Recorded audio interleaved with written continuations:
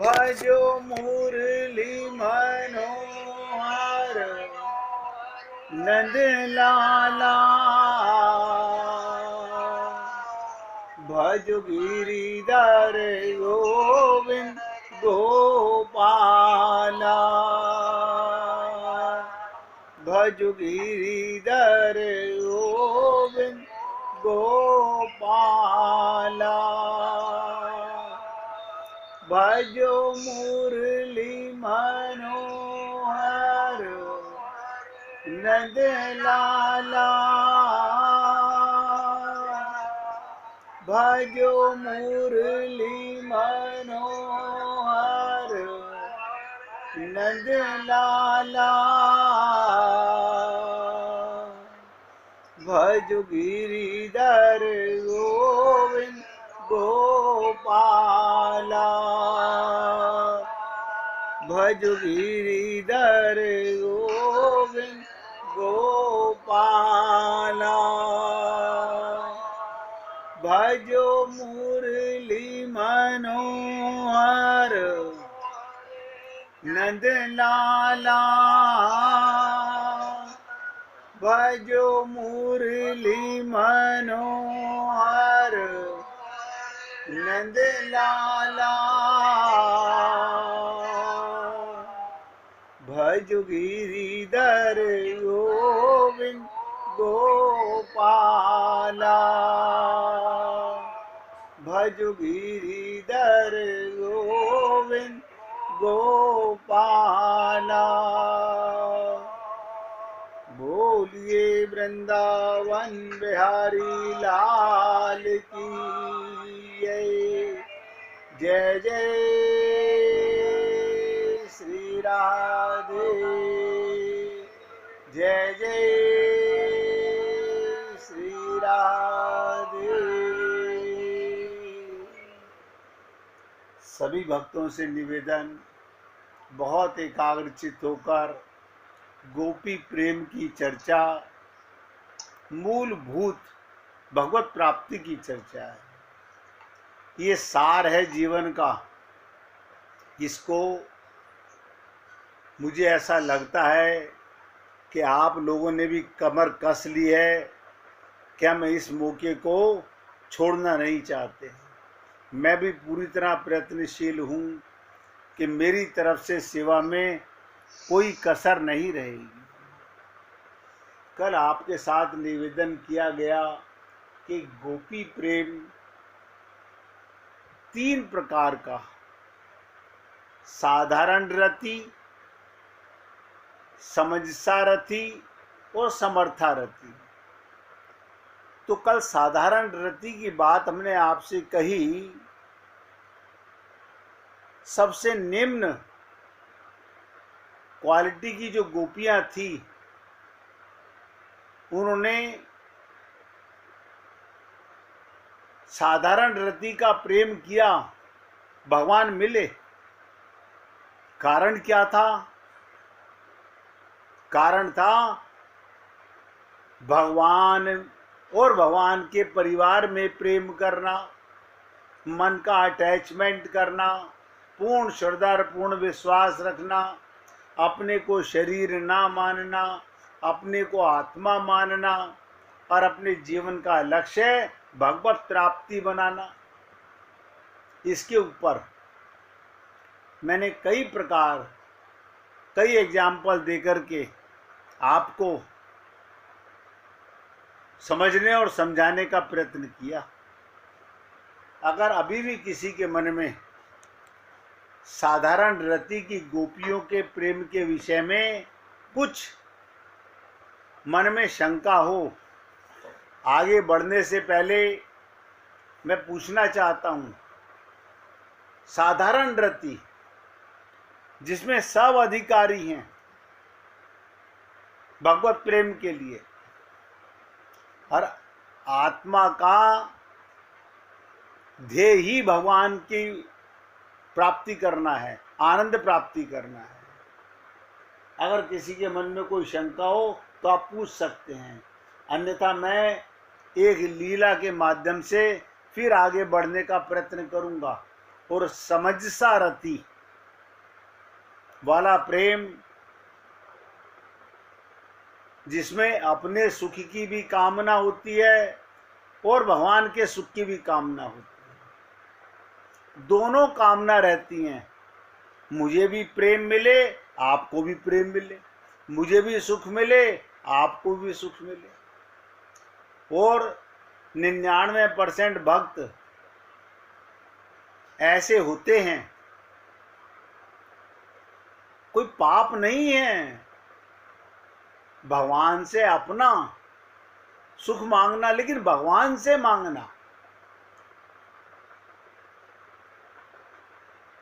इसके लिए एक लीला के माध्यम से मैंने निवेदन किया। क्षीर सागर में महाविष्णु शेष शैया पर विश्राम कर रहे हैं। जैसे मैं बोलता हूं, आपसे निवेदन करूंगा, आप आंखें बंद करके उस लीला का दर्शन करने का प्रयत्न कीजिएगा, तो मन भटकेगा नहीं। केवल सुनने का नहीं, आंखें बंद करके उन शब्दों को रूपांतर करने का प्रयत्न कीजिए कि एक सागर है, उसमें शेष शैया पर भगवान महाविष्णु विराजमान है। आप सब कर सकते हैं, विश्राम कर रहे हैं। और लक्ष्मी जी महाविष्णु के पैर दबा रही हैं, चरण दबा रही हैं, यानी विश्राम करते हुए भी महाविष्णु को अपने भक्त की इच्छा का ध्यान सदा बना रहता है। समझने का प्रयत्न कीजिएगा। उसी समय महाविष्णु के एक पैर का अंगूठा सैया के बाहर आ गया और सैया कहां पर थी? सागर में। और सागर में लहरें खिलवाड़ करने लगी। प्रत्येक लहर चाहती है, जैसे प्रत्येक जीव चाहता है आनंद प्राप्ति करना, प्रत्येक लहर चाह रही थी कि मैं स्पर्श करूं, मैं स्पर्श करूं, मैं स्पर्श करूं। और मैंने आपसे निवेदन किया है, आप रूप ध्यान करते हुए लीला सुनिएगा। उसी समय क्षीर सागर के अंदर एक कछुए ने ये दृश्य देखा। अब क्षीर सागर में तो जीव जंतु वही होंगे जो सागर में रहते हैं, जैसे भव सागर में आप और हम सब लोग रहते हैं। ऐसे ही क्षीर सागर में एक कछुए ने ये दृश्य देखा कि भगवान महाविष्णु का चरण का अंगूठा लहरों से टकरा रहा है और लहरें बारी बारी से उस स्पर्श का आनंद ले रही हैं। क्या मतलब? भगवान सबको आनंद देना चाहते हैं, सबको। कौन भगवान के साथ अपना संबंध बनाना चाहता है, कौन जुड़ना चाहता है, कौन उनका स्पर्श करना चाहता है, कौन उनकी लीला सुनना चाहता है, कौन उनके प्रसाद को ग्रहण करना चाहता है। आपकी पांचों ज्ञानेंद्रियां अगर भगवान की तरफ मुड़ जाएं तो माया से अपने आप हट जाएंगी। ध्यान से सुनिएगा, आप भोजन करोगे लेकिन आप भोजन नहीं, प्रसाद ग्रहण करोगे। अब जो आनंद प्रसाद में आता है, मेरे बताने की जरूरत नहीं, आप सब जानते हैं। अगर प्रसाद नीचे गिर जाए तो आप उसे उठाकर माथे से लगाकर मुख में डालने का प्रयत्न करते हैं। इतना स्वाद बढ़ जाता है उसी भोजन का जिसको भगवान का मान लिया जाता है। तो क्षीर सागर में उस कछुए ने ये दृश्य देखा और विचार में, मन में विचार किया। आप और हम लोग लीला सुन रहे हैं लेकिन मन में विचार नहीं कर रहे कि हम भी तो इसी भव सागर में हैं और इसी भव सागर में भगवान भी हैं। हम उनका स्पर्श क्यों नहीं कर पा रहे? एक कछुए के मन में आया,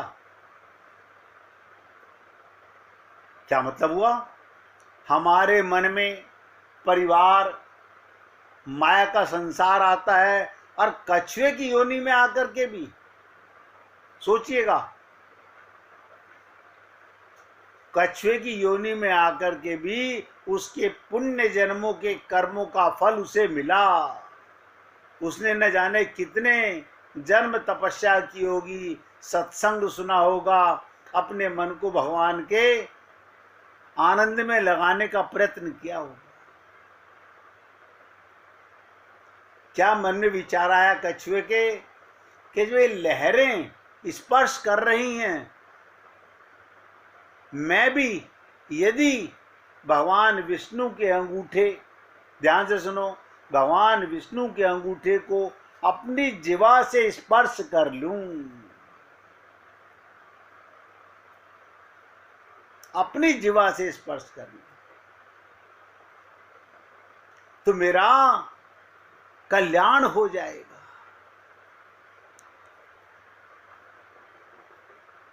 ये सोचकर कछुआ भी लहरों के साथ आगे बढ़ा, स्पर्श का सुख, परमानंद की प्राप्ति के लिए। आप और हम लोग मंदिर जाते हैं, कभी हृदय में ये भाव नहीं आता कि आज मैं मूर्त में अमूर्त को देखना चाहता हूं, आज मैं पत्थर की मूर्ति नहीं भगवान का स्वरूप देखना चाहता हूं, और आज इन नेत्रों से भगवान का स्पर्श करना चाहता हूं। यही नेत्र हैं, आप भी स्पर्श कर सकते हो, लेकिन ये भाव हो तब ना। हमारे मन में भाव होता है मेरा प्रसाद पंडित जी किसी और को ना दे दें, और अड़ोसी पड़ोसी देखें मैंने कितना बड़ा थाल भोग का लगाया है। खाटू श्याम जी पे लोग सवा मनी करते हैं, वहां खाने वाले नहीं मिलते, वो ढूंढते रहते हैं क्योंकि सबका पेट भरा हुआ है, और वो दिखावा करते हैं, भगवान को भोग नहीं लगाते, अपने रिश्तेदारों को इकट्ठा करते हैं, तुम भी आना, तुम भी आना, तुम भी आना, आज हम ठाकुर जी की रसोई करा रहे हैं, हम आज ठाकुर जी का बंगला सजा रहे हैं।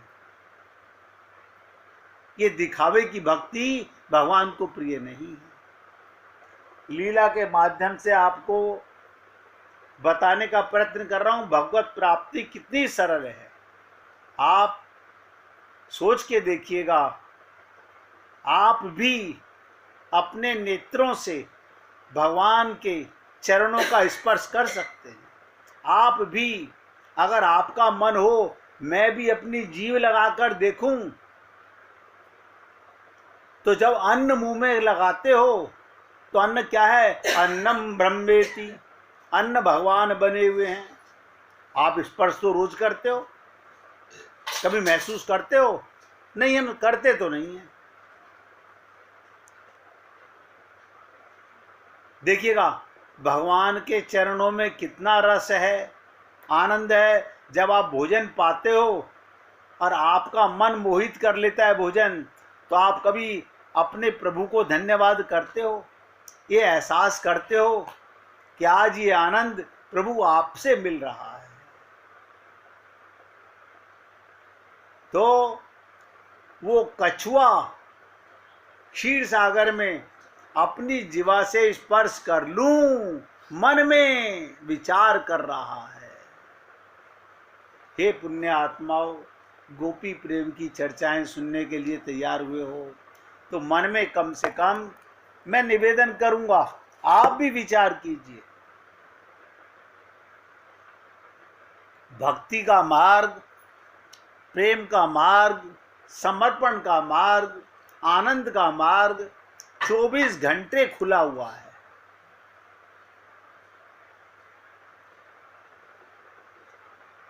ये सोचकर उनकी ओर बढ़ा। आप और हम लोगों को भी हर सेकंड ये भाव बनाना चाहिए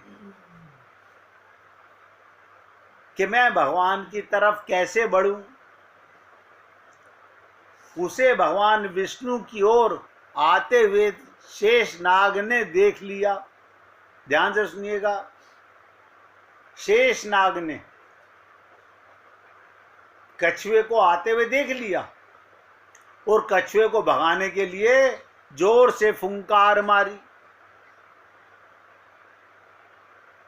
फुंकार सुनकर कछुआ भागकर छुप गया।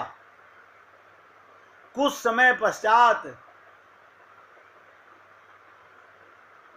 जब शेष नाग जी का ध्यान हट गया, उसने पुनः आने का प्रयास किया। ये शेष नाग कौन है? आपका मन है।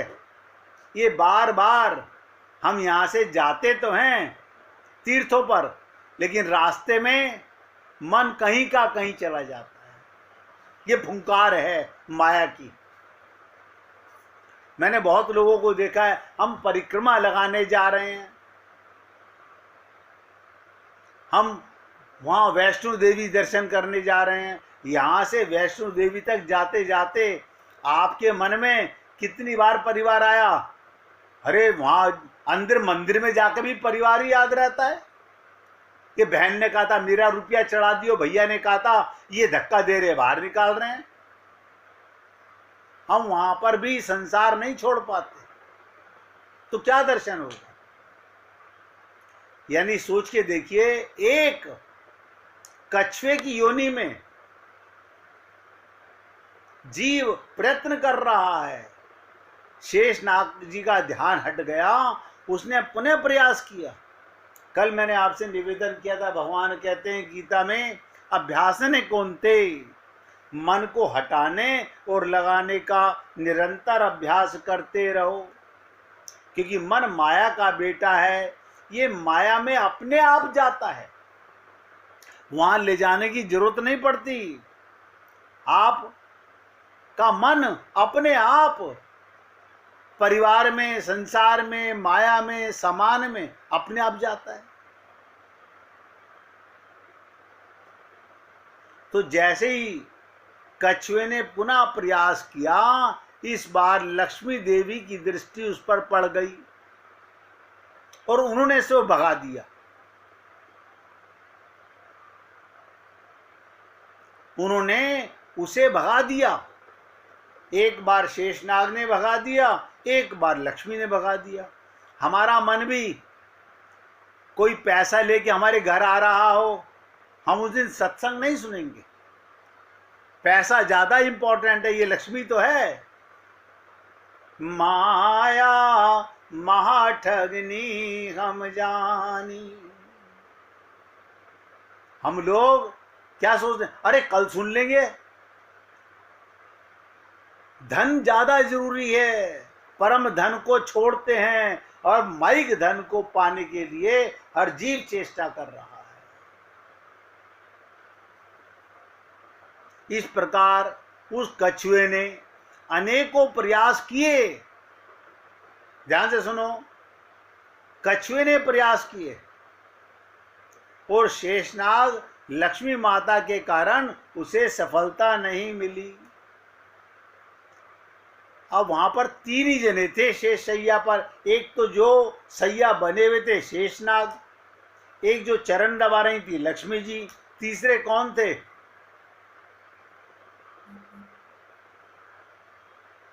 आप बताइए, विश्राम कौन कर रहे थे? महाविष्णु जी। जानत हो प्रभु सबके मन की। सब नोट करो, महाविष्णु तो आंखें बंद थी। वो आंखें बंद में भी सारी सृष्टि के हृदय में बैठ के देखते हैं। कछुए के अंदर भी महाविष्णु बैठे हुए थे और देख रहे थे ये जीव कैसे अभ्यास कर रहा है। आपने लीलाएं तो बहुत बार सुनी होंगी, ये लीला भी अनेक बार सुनी होगी, लेकिन मुझे नहीं पता, हो सकता है किसी संत ने इससे भी अच्छे भाव से सुनाई हो? मैं आप लोगों से कहता हूं कि भगवान आपको 24 घंटे हर मिनट हर सेकंड आप पर दृष्टि रखते हैं, और आपका भाव और कुभाव, ये भाव और कुभाव क्या होता है? जो भगवान से जुड़ना चाहता है वो भाव होता है, और कुभाव जो माया में जाता है। आप कहेंगे इसका मतलब तुम बहुत पापी हैं। कोई बात नहीं, अनंत जन्मों के इतने पाप हैं, हम कितना भी दान करें, पुण्य करें, कितनी पूजा पाठ करें, हमारे पाप समाप्त नहीं हो सकते। लेकिन भगवान ने क्या कहा? भाव का भूखा हूं मैं। भगवान आपका भाव देखते हैं, कुभाव का दंड देते हैं, लेकिन जिस समय भाव होता है उसमें भगवान पसीज जाते हैं। हमारा भाव कब बनता है? आज पति ने मुझे बहुत डांटा, आज बाप से लड़ाई हो गई, आज सासू माँ ने मुझे धमका दिया, इससे तो मैं मर जाऊं तो ज्यादा अच्छा है। तो शायद मन में भाव आ जाए, टेम्परेरी बता रहा हूं, वो भाव नहीं होता। भाव कब होता है? जाही विधि राखे राम, ताही विधि रहियो, सीताराम सीताराम सीताराम कहियो। कितना भी सुख मिले, भगवान की कृपा महसूस करो। आप हम लोग, मेरे पति की इतनी कृपा है, मेरे पिताजी की इतनी कृपा है, हम भाइयों की इतनी कृपा है। अरे मूर्ख, ये तुम्हारे प्रारब्ध भगवान के पास जमा है, तुम किसका ढिंडोरा पीट रहे हो?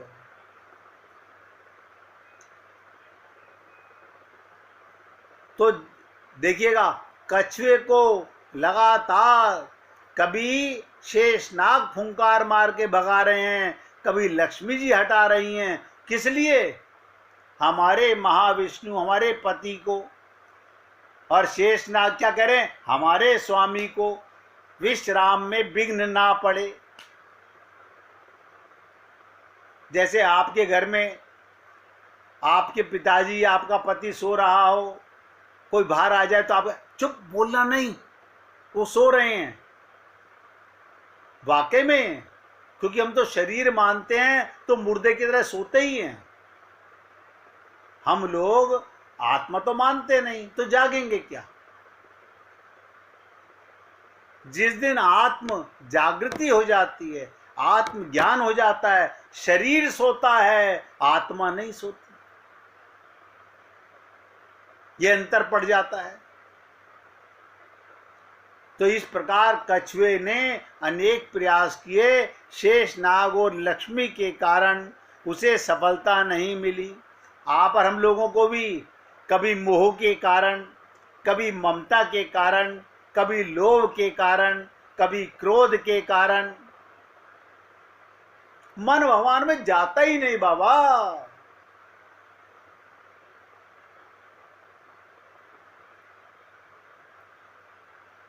ये सतयुग की लीला मैंने सुनाई, सोच के देखिएगा। उसने अभ्यास किया, लक्ष्मी ने अपने पास कुछ नोट नहीं किया, शेषनाग ने कुछ नोट नहीं किया। या आपका परिवार, या आपके रिश्तेदार, कल तुम्हारे काम कोई नहीं आने वाला। इधर आंख बंद, कोई द्वारा जाकर के शमशान में झांकेगा भी नहीं, कोई नहीं चाहेगा। लेकिन आप और हम लोग हकीकत से मुख मोड़े हुए हैं, रियलिटी को समझ नहीं पा रहे। गुरुजी कह रहे हैं इस देह में हरि मिलत है, अब वो कह रहे हैं ठीक है गुरुजी मिल लेंगे, जरूर थोड़ी इसी देह में इसी बार मिलना है। अभी तो बार बार देह मिल चुका, आगे भी मिलेगा, अभी तो मजे लूट ले संसार के। मैं तो सोचता हूँ उस कछुए को देखिए, उस योनि में भी अभ्यास कर रहा है, और आप और हम लोग मनुष्य योनि में भी अभ्यास नहीं करते। क्या कारण है? हमारा मन माया में ज्यादा लिप्त रहता है। आप देखिए, आप लोग 5:30 बजे सत्संग सुनने बैठे, सुबह 7 बजे उठे, 6 बजे उठे, जब से लेके अब तक आपके 10-12 घंटे गुजर गए होंगे। बस इसी 10 घंटे की अपनी बैलेंस शीट बना लीजिए कि मैंने आज 10 घंटे में किस किस से कितनी बातें की, कितनी बार मैंने अपने गुरु का ध्यान किया, कितनी बार मैंने अपने प्रभु का ध्यान किया, कितनी बार मैंने भगवान की लीलाओं का ध्यान किया। हमने कल सत्संग सुना था, क्या मन में एक बार भी ये भाव जागा कि साधारण रति की गोपी बना दो प्रभु? अगर अब भी कल्याण नहीं हुआ तो कैसे होगा? 1 मिनट भगवान का कीर्तन कीजिए, फिर सतयुग से आपको कहाँ ले चलेंगे? त्रेता युग में ले चलेंगे। वही कछुआ जिसने अभ्यास किया, सतयुग में कामयाब नहीं हुआ, त्रेता युग में कामयाब होगा। 1 मिनट भगवान का कीर्तन करके आगे बढ़ते हैं। श्रीमन्नारायण।